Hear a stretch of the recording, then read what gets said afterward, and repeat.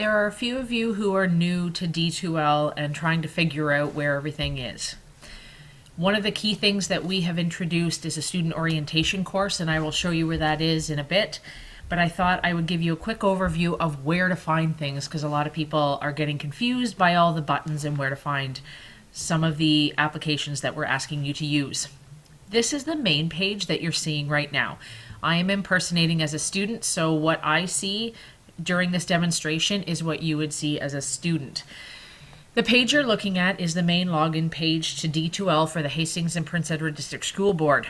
If I was to press this tab right here, this is where I would end up. One of the key things on this page that is good to know about are the student toolkit. So here is the secondary toolkit that we'll be using. I like using Google for a number of reasons, including their applications that you can download for free. And so you can actually log in there or just open a Chrome browser. You have access to a blog if you would like to create it. Having been through the course, there is not really a place where you would really use this app, but it's a good thing to know in case you want to be creative and create something new. EBSCOhost will be one of your best friends in terms of looking for researched information, which is vital to this course. So there's a few other things in here that you can use and resources, and these are just quick links. You can of course access these outside of the program. So I'm going to go back up to the top, which I don't necessarily have to, but just so you can sort of see what we've got. Some of these tools you can also find here. So you'll see blog, ePortfolio. You can have a locker, although most of my students identify they don't really use it. Okay, so let's log into the course after we've logged in here. I'm going to find my course, and these are some of the things that you would see. I have only opened up, this is the course here, I have only opened up Unit 1 and Unit 6. Unit 1, I don't want people jumping forward too quickly, so I've only opened up Unit 1. There is no one in the course at this point who has finished all of Unit 1. So there's no point in me opening up Unit 2 when they need to complete the first unit. Unit number 6 is your course culminating activity. It is a research report.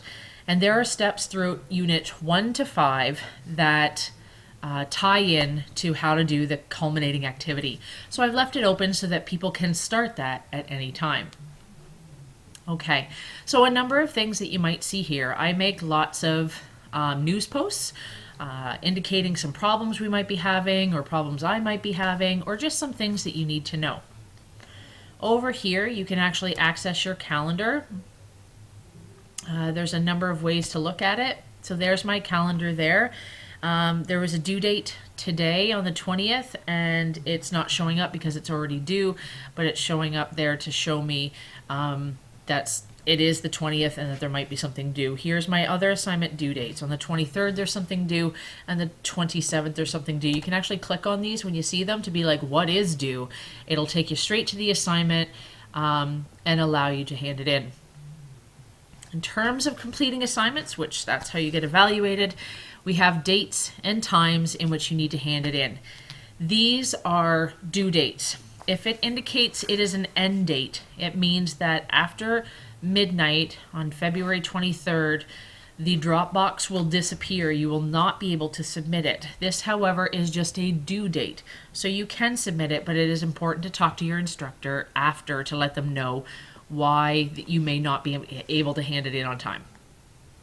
So let's go navigating through. Most of these you can use in a variety of different ways. Course home. You can look at discussion posts that you can contribute to, upcoming events. If you are logged into Google, then you can actually use these widgets as your outline as to what's going on with your account, emails, whatever it may be. So here is where you can access your content for the course here, or you can actually go up to course content. And this breaks it down. It shows you a number of different things.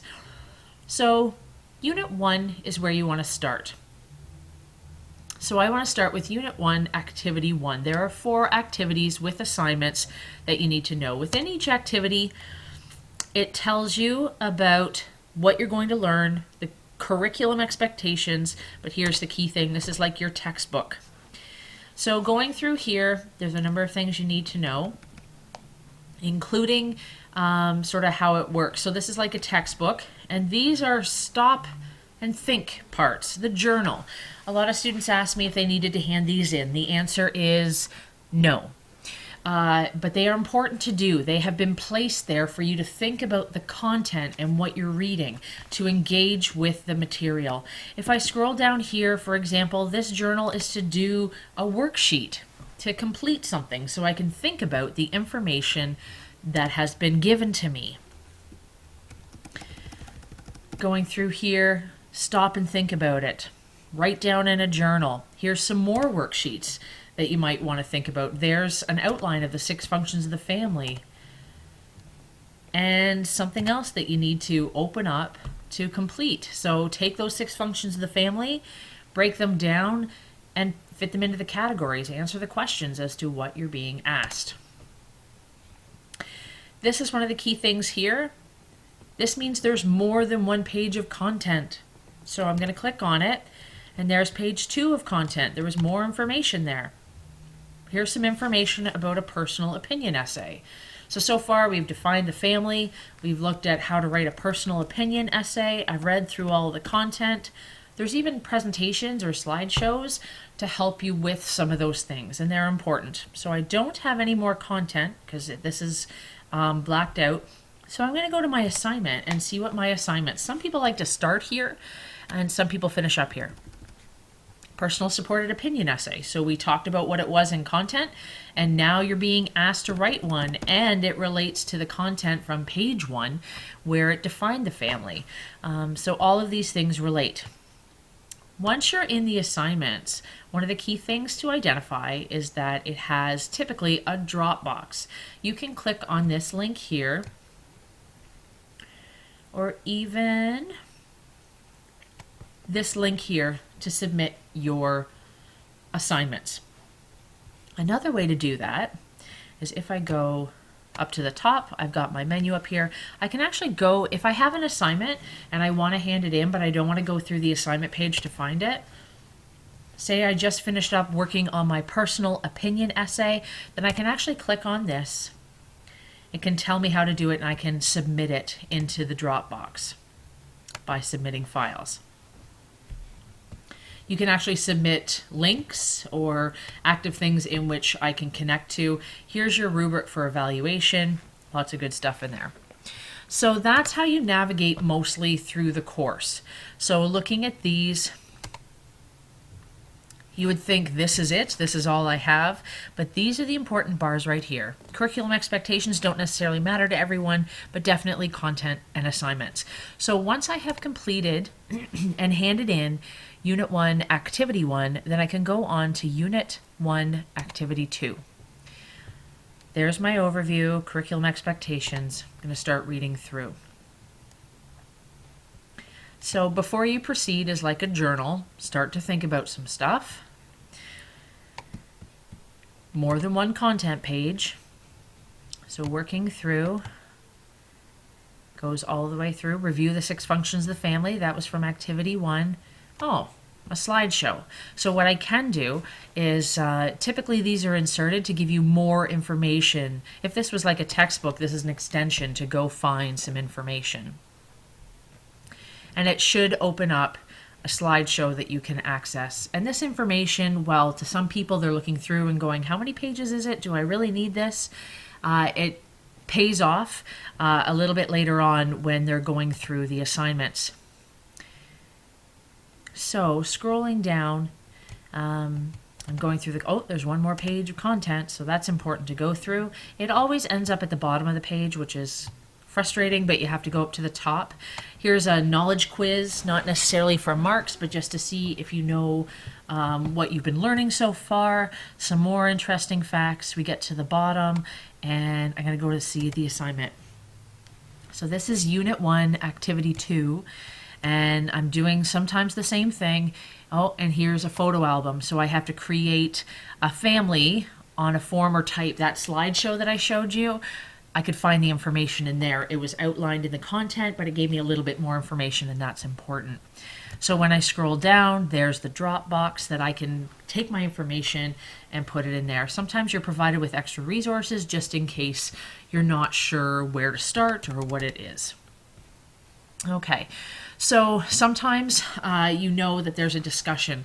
Down here, for example, after submitting your photo album, then you do a presentation where you would submit it to a discussion and open it up for other people. You can find those oftentimes in here, making sure that you've completed them all. So if I scroll down, family photo album discussion. So this is another part that you need to participate in, and you click on it and you can upload your file. You start a new thread, upload your file, and then others can view it. You don't have to view all the assignments, but it's an opportunity to see what others are doing.